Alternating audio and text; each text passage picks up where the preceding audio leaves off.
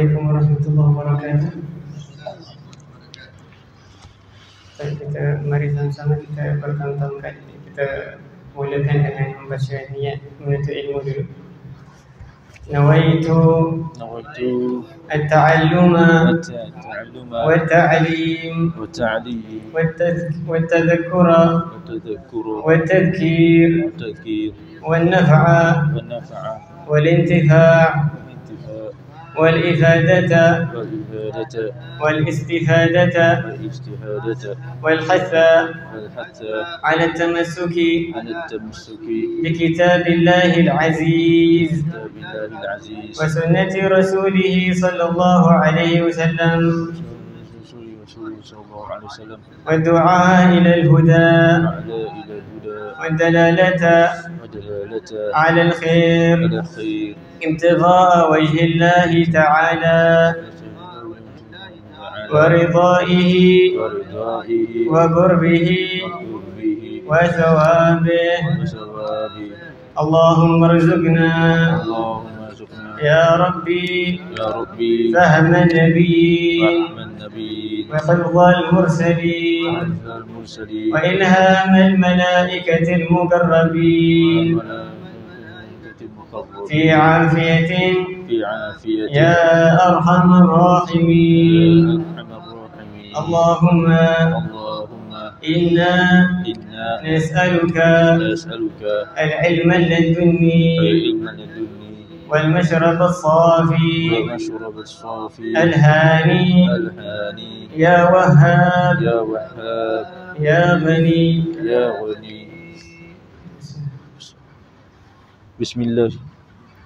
Bismillahirrahmanirrahim. Alhamdulillahirabbil alamin wa bihi nasta'in ala umurid dunya waddin. Wassalatu wassalamu ala asyrafil anbiya'i wal mursalin wa ala alihi wa sahbihi ajma'in. Qala musannifu rahimallahu ta'ala wa nafa'ana bihi wa bi 'ulumihi fid dharain amin. Radhiyallahu anhu. Muka surat 23. Hubungan antara niat dan amal. Niat dikatakan benar jika disertai dengan pengamalan. Contohnya seseorang yang menuntut ilmu dan berniat untuk mengamalkannya, tetapi ketika sudah berilmu ia tidak melaksanakannya, maka niatnya tidak benar.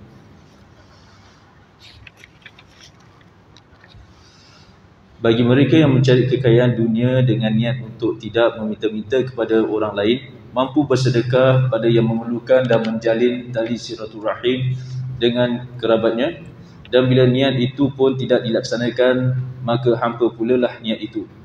Dan niat tidak memberi pengaruh pada sekali terhadap perbuatan-perbuatan maksiat, sebagaimana bersuci tidak memberi pengaruh terhadap benda-benda najis. Seperti daging babi, biar dicuci beberapa kali pun ia tetap najis.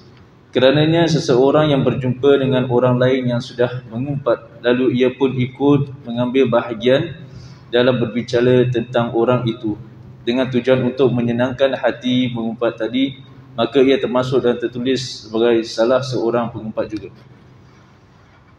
Siapa saja yang diam dan tidak menyampaikan amar ma'ruf nahi mungkar ketika melihat sesuatu kemungkaran dan dengan alasan tidak ingin melukai hati pelakunya, maka ia telah bekerja sama dalam dosa. Suatu amal baik menjadi batal bila berdasarkan dengan niat buruk. Misalnya beramal soleh untuk mengejar kekayaan dan pangkat, maka berusahalah, wahai saudaraku, agar niatmu dalam ibadah itu semata-mata hanya untuk mencari keridhaan Allah SWT, dan berniatlah ketika melakukan hal-hal yang mubah sebagai penolong untuk melakukan perbuatan taat kepada Allah SWT.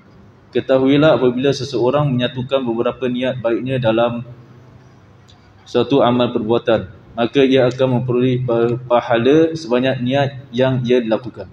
Hubungannya dengan hal ibadah, misalnya pada saat kita membaca Al-Quran, kita dapat menyatukan beberapa niat, iaitu bermunajat kepada Allah SWT, menggali ilmu yang ada dalam Al-Quran dan memberi manfaat kepada para pendengar. Hubungannya dengan yang mubah, contohnya pada waktu kita makan, alangkah baiknya jikalau kita berniat untuk melaksanakan perintah Allah SWT yang tersebut dalam firman-Nya. A'udzubillahi minasyaitonirrajim. Ya ayyuhalladzina amanu kulu min thayyibati ma razaqnakum. Wahai orang-orang yang beriman, makanlah sesuatu yang halal yang telah kami anugerahkan kepadamu. Surah Al-Baqarah 172. Untuk selalu mendapat kekuatan dan kegairahan untuk beribadah kepadanya, dan menjadikan sebab untuk selalu mensyukuri nikmatnya. Ini sesuai dengan Al-Quran surah As-Sabah ayat 15 yang berbunyi, A'udzubillahi minasyaitonirrajim. Kulu mir rizqi rabbikum washkuru lahu.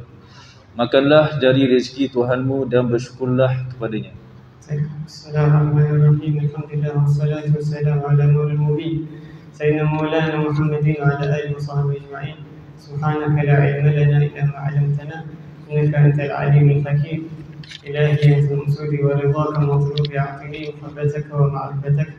Alhamdulillah, segala puji bagi Allah Subhanahu wa taala yang telah himpunkan kita di sini di Masjid Fajar Fatimah agar dapat kita menuntut ilmu, hadir majlis zikir, yang mana tempat begini atau tempat sebegini adalah dipanggil ataupun digelar sebagai taman-taman syurga, seperti mana kata Nabi SAW, "Idza marartum bi riyadil jannah farta'u." Kalau sekiranya kalian melewati taman-taman syurga, maka nikmatilah ya. Nikmatilah daripada taman-taman syurga Allah Subhanahu wa taala yang Allah telah sediakan di atas muka bumi ini. Maka para sahabat tanyakan Nabi SAW, "Wa ma riyadul jannah ya Rasulullah?" Apakah taman-taman syurga ya Rasulullah? Maka Rasulullah kata apa? Rasulullah kata, "Hilqul dzikr." Ia adalah halaqah-halaqah zikir ataupun bulatan-bulatan zikir, yang mana majlis-majlis sebegini, majlis ilmu, majlis yang mana kita belajar di dalamnya mengenai Allah Subhanahu wa taala, mengenai Rasulullah sallallahu alaihi wasallam, mengenai Quran, mengenai hadis, mengenai halal dan haram. Semuanya itu adalah termasuk daripada halaqah zikir, kerana di dalamnya ada ingat Allah Subhanahu wa taala. Maka yang terbaik daripadanya adalah mempelajari. Kerana apa? Nabi Muhammad sallallahu alaihi wasallam yang ini mengatakan tentang ilmu itu, talabul ilmi fardhatun ala kulli muslim. Minta ilmu itu adalah fardu atas setiap manusia, atas setiap muslim dan muslimah. Maka alhamdulillah Allah Subhanahu wa taala telah memberi taufik kepada kita, kekuatan kepada kita agar kita dapat hadir di tempat ini, agar kita dapat hadir masuk ke dalam syurga Allah Subhanahu wa taala. Untuk apa? Untuk mendapatkan nikmat, mendapatkan rahmat Allah Subhanahu wa taala. Maka di sini kesempatan ini kita pun mengambil kita niat yang baik, di mana disuruh hatta disunahkan untuk bagi kita semua adalah untuk apa? Untuk berniat i'tikaf di dalam masjid ini. Itu i'tikaf maduntu fihi lillahi subhanahu wa ta'ala. Aku niat i'tikaf di dalam masjid ini selagi mana aku berada dalam masjid ini. Nescaya kita akan dapatkan pahala daripada Allah Subhanahu wa taala free saja, ataupun dengan percuma. Dengan kita duduk dalam masjid dengan niat i'tikaf, maka kita akan dapat pahala daripada Allah Subhanahu wa taala selama mana kita berada di dalamnya.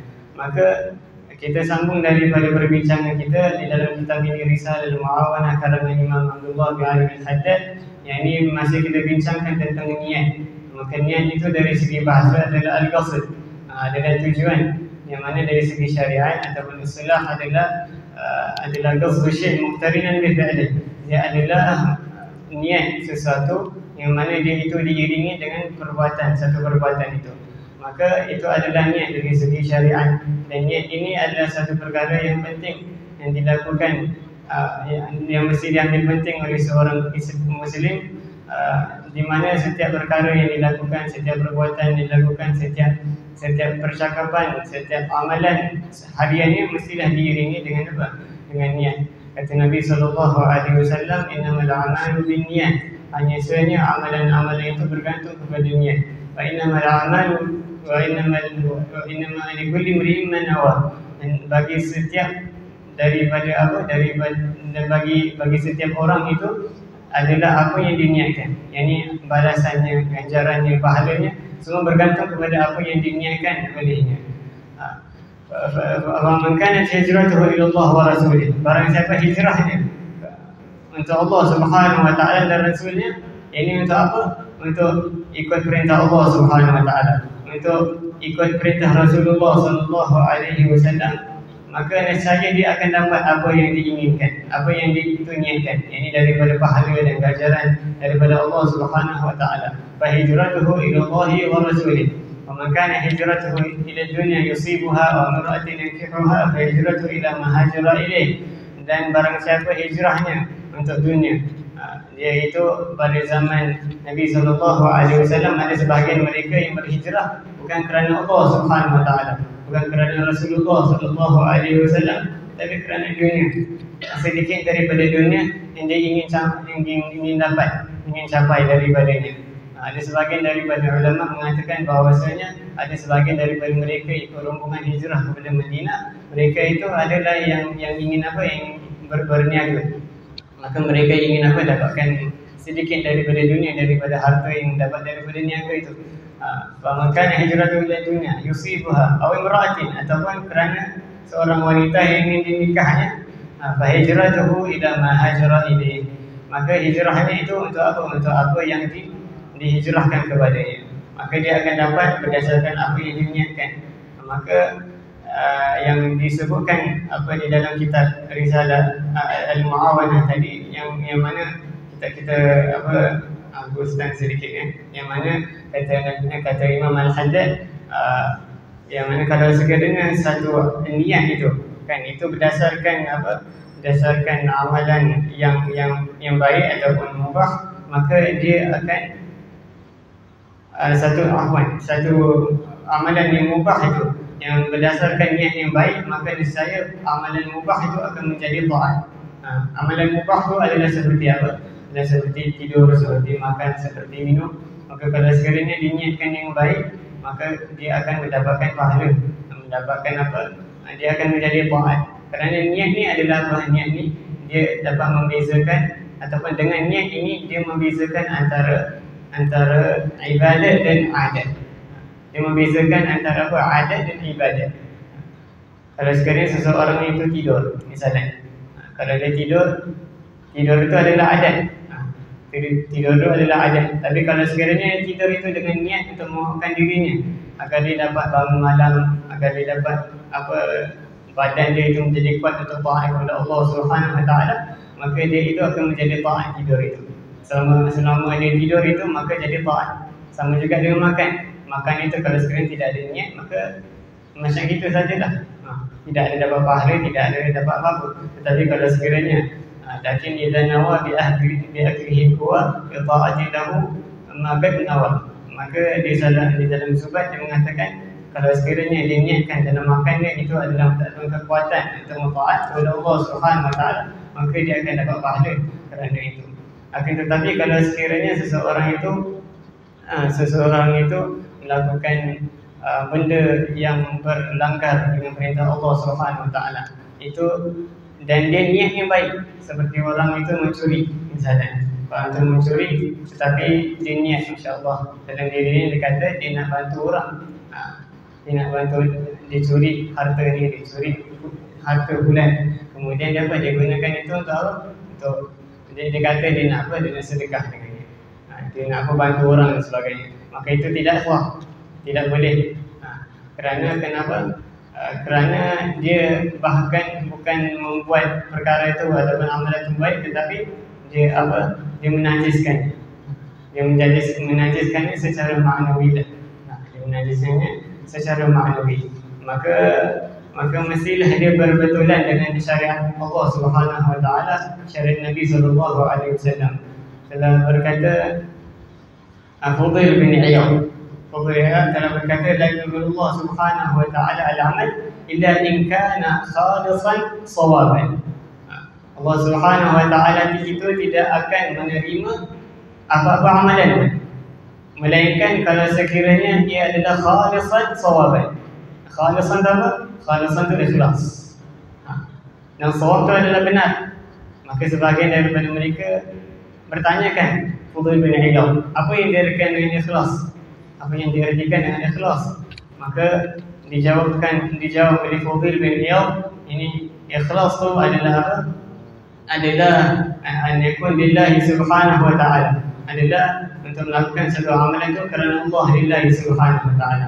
Wa sawaban, ini apa? Dia wifqi Rasulillah, ala wifqi sunnati Rasulillah sallallahu alaihi wasallam, dan dia itu berbetulan dengan sunnah Rasulullah sallallahu alaihi wasallam.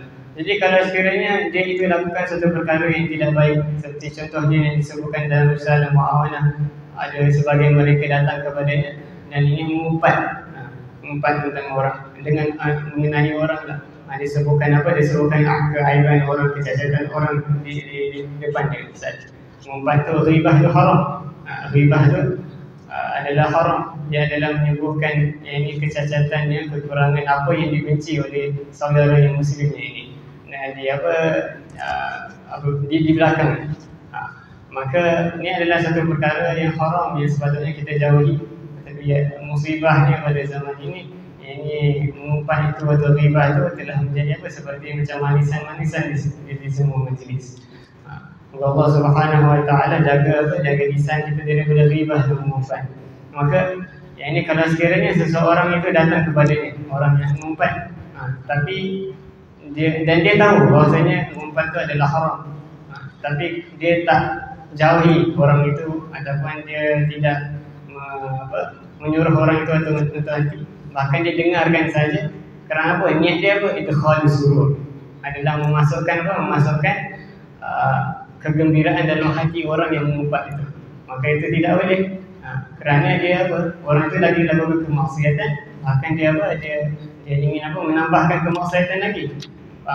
Maka kalau sekiranya seseorang itu lakukan demikian, maka dia tergolong daripada orang yang mengumpat juga, walaupun dia tidak mengumpat.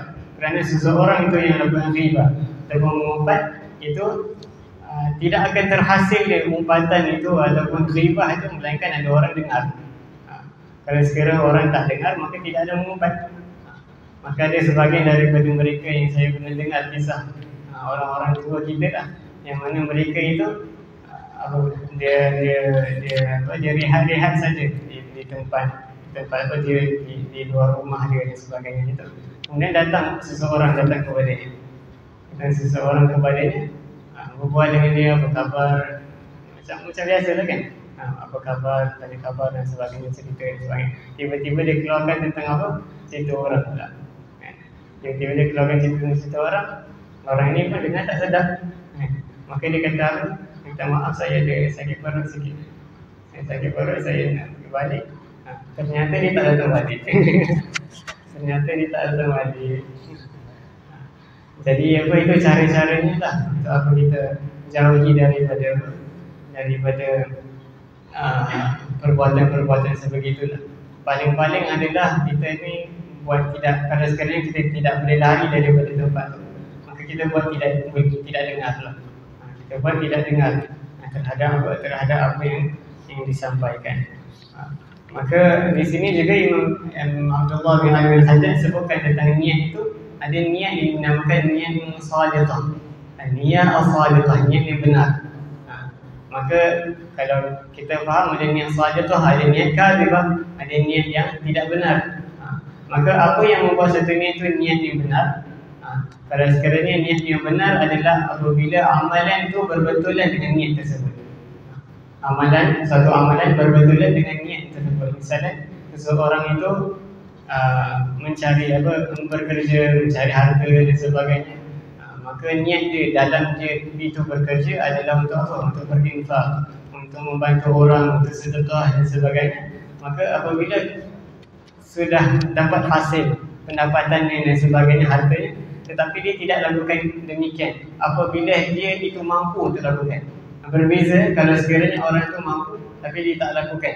Ni sekarang dia mampu untuk lakukan. Jadi kalau sekiranya dia mampu lakukan tak lakukan, maka itu dipanggil apa? Niat kadhibah ataupun niat apa? Niat tidak benar. Niat yang tidak benar. Adapun kalau sekiranya dia lakukan itu sudah wadah lah ataupun sudah jelas bahwasanya dia adalah niat yang benar. Dan juga yang termasuk daripada niat yang benar apabila kalau sekiranya seseorang itu dia melakukan satu dia niat untuk dia ada niat yang baik tetapi dia tidak mampu untuk melakukannya. Dia tidak mampu untuk melakukannya. Dan pada dirinya dia ada rasa kesal dan sebagainya. Dia kata pada dirinya bahawasanya kalau sekiranya aku mampu, maka nescaya aku akan lakukannya. Maka ketika ini dia itu dapat pahala orang yang lakukannya, walaupun dia tidak lakukan. Karena ketika ini dia tidak mampu. Ketika ini dia tidak mampu. Dia rahmat Allah Subhanahu Wa Taala. Jadi apabila seseorang itu tidak dapat lakukan sesuatu, tetapi dia ada niat yang benar, niat yang benar, betul azam yang kuat untuk lakukan. Apabila kalau sekiranya dia diberikan kesihatan, dia akan lakukan. Maka Allah Subhanahu Wa Taala berikan dia pahala orang yang lakukan itu. Begitulah. Okey. Baik. Maka di sini juga disebutkan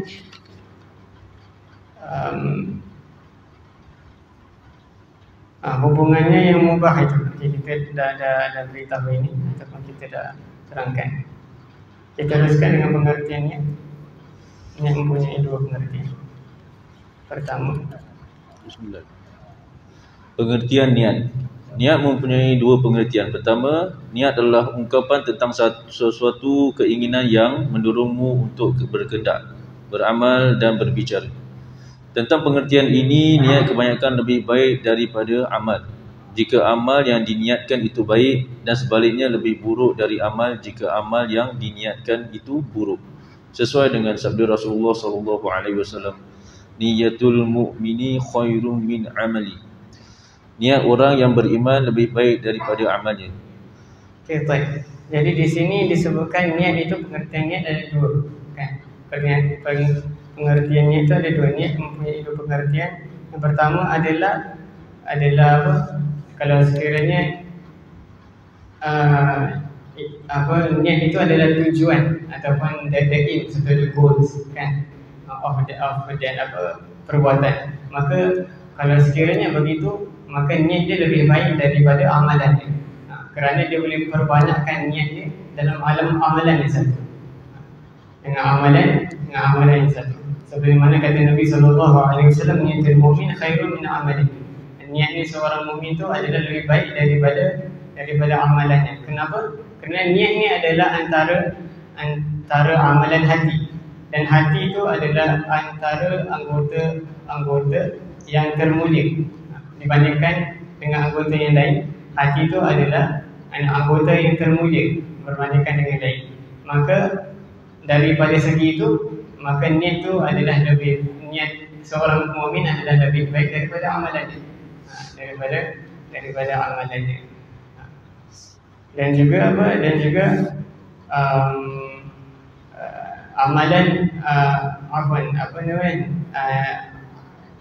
hati seorang itu niat kerana niat itu kalau sekiranya semata-mata dia niat saja, dia dah dapat pahala. Kalau seseorang dia itu niat saja, kan, dia dah dapat pahala. Berbeza kalau sekiranya dia beramal tetapi tidak ada niat.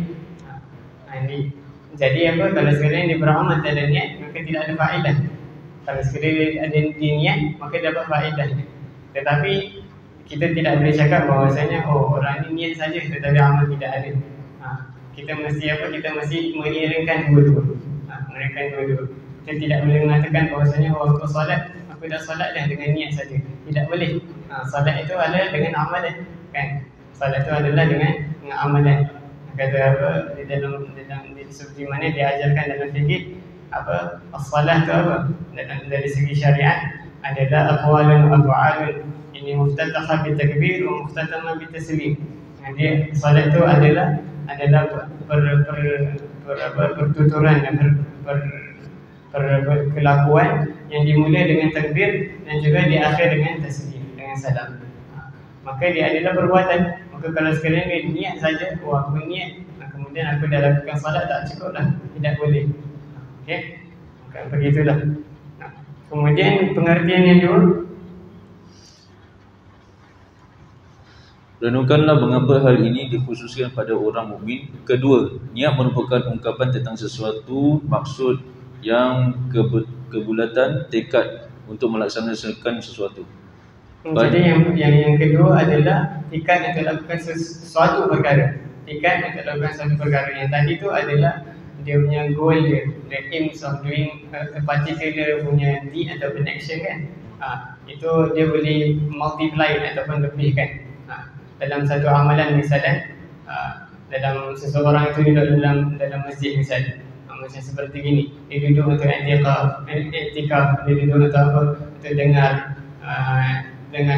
bacaan Quran atau bacaan hadis ataupun bacaan kitab dan sebagainya. Okey. Dan banyak sekali yang dilakukan daripada niat, perbanyakkan daripada niat. Pada pengertian ini, niat lebih baik dari amal perbuatan. Tetapi niat ini tidak mungkin lepas dari hal-hal berikut. 1. Berniat dan langsung melaksanakannya. 2. Berniat tapi tidak langsung melaksanakannya padahal sudah mampu untuk melakukannya. Niat inilah yang disebut azam, cita-cita. Keduanya dijelaskan dalam hadis dan diriwayatkan oleh Ibnu Abbas dari Rasulullah SAW bahawa beliau bersabda,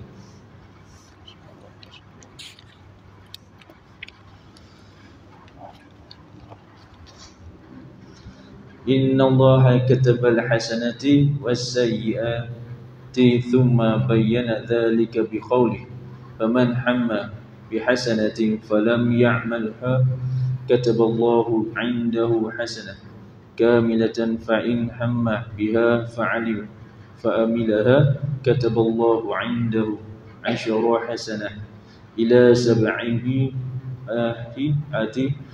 ضعف إلى أضعاف كثيرة وإن هم بسيئة فلم يعملها كتب الله عنده حسنة كاملة فإن هم بها فعملها كتب الله عنده سيئة واحدة.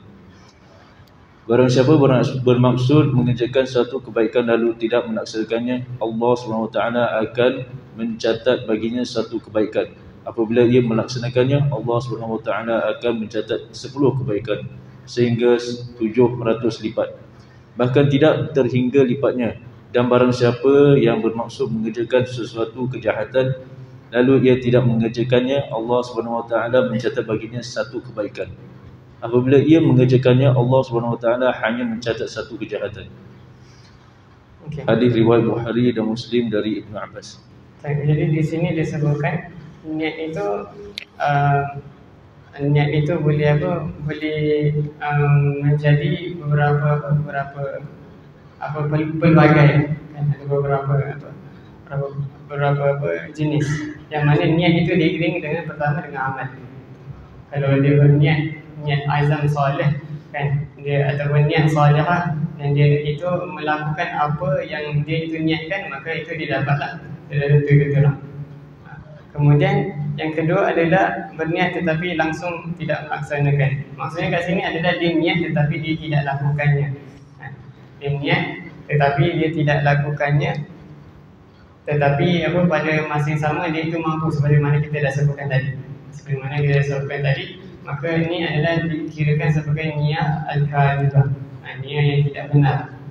Dia itu niat untuk lakukan sesuatu tetapi apabila mampu untuk lakukan dia tak lakukan, maka dia itu niat kadhibah yang tidak benar. Maka di sini disebutkan sebuah hadis yang mana Nabi SAW sebutkan secara ringkasnya adalah kalau sekiranya seseorang itu niat untuk lakukan satu amalan, kemudian dia itu tidak mampu untuk lakukannya, maka dia akan dapat pahala satu yang sempurna. Satu, itu yang pertama. Kedua, apabila seorang itu ada niat untuk lakukan satu kebaikan, kemudian dia itu dapat mengamalkannya dan dia mampu untuk mengamalkannya, maka dia akan dapat pahala 10 dan lebih sampai 700 pahala sampai 700. Kemudian apabila seseorang itu yang ketiga, apabila seseorang itu niat untuk lakukan satu kejahatan tapi dia itu tidak mampu untuk lakukannya atau dia tidak lakukannya, maka dia akan dapat satu pahala. Kemudian yang keempat, apabila dia itu niat untuk lakukan kejahatan dan dia lakukan kejahatan tersebut, maka dia akan dapat satu dosa. Maka daripada sini kita lihatlah betapa murahnya Allah Subhanahu Wa Taala dalam memberi pahalanya kepada kita. Kan? Hanya kita ni tidak ingin untuk lakukan kebaikan, lebih saja kepada kejahatan. Maka kita perbaikilah niat kita, perbaikilah hati kita dengan dengan sentiasa ingat Allah Subhanahu Wa Taala. Kerana hati itu adalah yang the main thing, ataupun benih.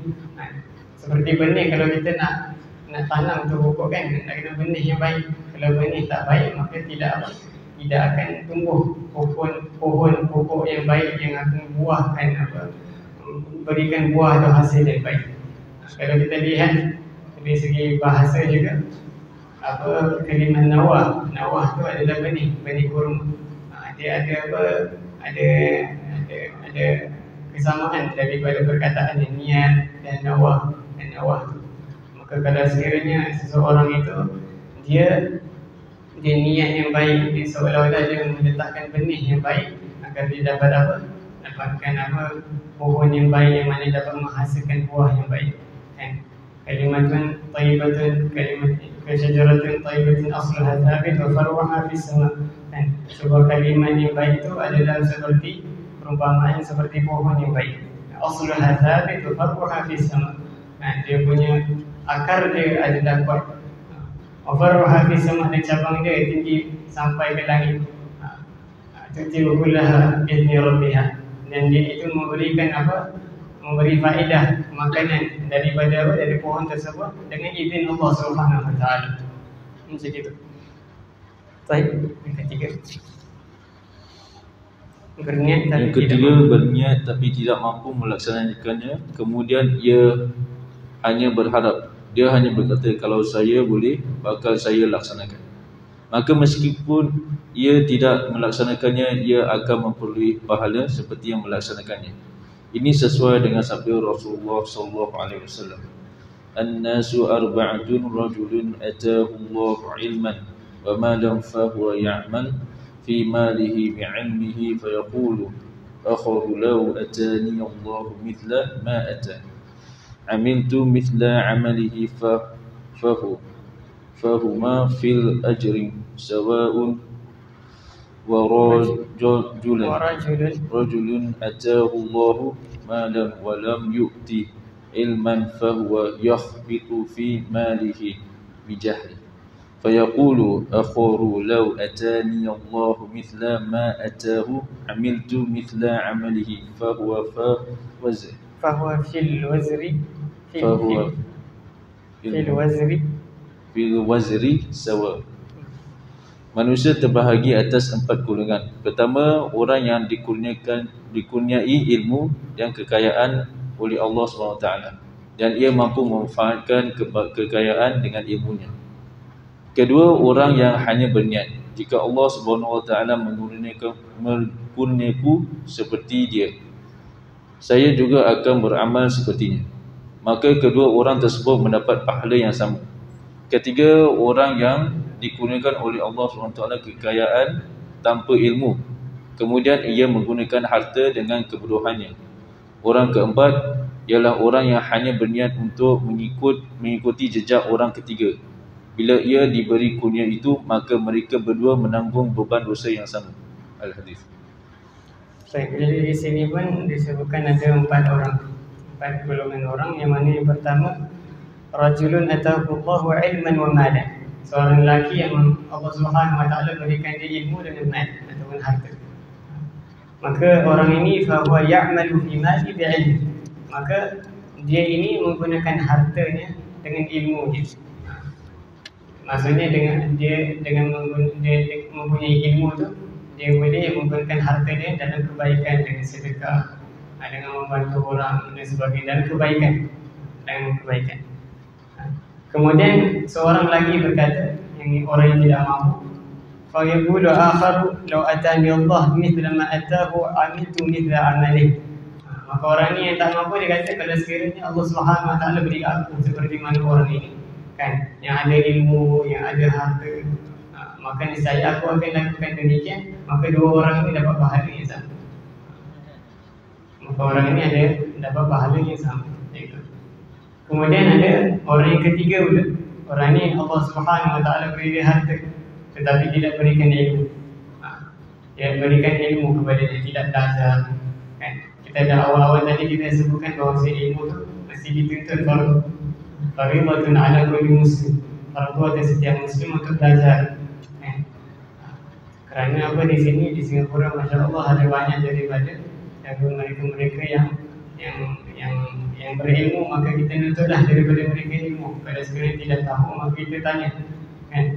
Maka orang ini biarkan dirinya dalam kejahilan, maka dia dapat harta daripada Allah Subhanahu Wa Taala yang merupakan amanah, dia gunakan dengan cara yang tidak berbetulan dengan syariat. Maka dia menggunakan untuk kemaksiatan, lakukan untuk benda-benda yang menzalimi orang dan sebagainya, ataupun untuk memuaskan nafsunya. Kemudian ada seorang lagi mengatakan, kalau sekiranya aku ada harta seperti dia, aku ingin lakukan macam itu. Yang orang jahil pun tak. Orang jahil, kemudian dia tak berharta. Dia nampak orang, Masya Allah, seolah-olah dia dah seronok bernikmat dengan dunia, dia nak juga dah dengan tu. Maka apa yang terjadi kepada dua ni, maka dia akan apa? Dapat apa? Dosa dua-dua sama. Dua-dua sama. Gitu. Allah Subhanahu Wa Taala perbaiki diri kita, perbaiki niat kita, perbaiki hati kita, agar kita dapat apa? Yang ini dekatkan diri kita kepada Allah Subhanahu Wa Taala, mendapatkan ridha Allah Subhanahu Wa Taala dengan apa? Dengan ibadah, dengan taat kepada Allah Subhanahu Wa Taala. Maka daripada sini kita belajar bahawasanya dalam satu amalan itu kita boleh perbanyakkan niat kita. Dalam satu amalan itu kita boleh perbanyakkan niat kita. Seperti contohnya di sini disebutkan tentang makan, kan? Apabila kita nak makan itu kita niatlah, niat untuk ikut perintah Allah Subhanahu Wa Taala. Kata Allah Subhanahu Wa Taala, ya ayyuhallazina amanu kulu min thayyibati ma razaqnakum. Itu satu. Kemudian yang kedua, kan, yang disebutkan Imam Haddad dalam kitab ini adalah kulu min rizqi rabbikum washkurulah. Dan juga untuk bersyukur atas apa? Atas nikmat Allah Subhanahu Wa Taala yang Allah telah berikan kepada kita.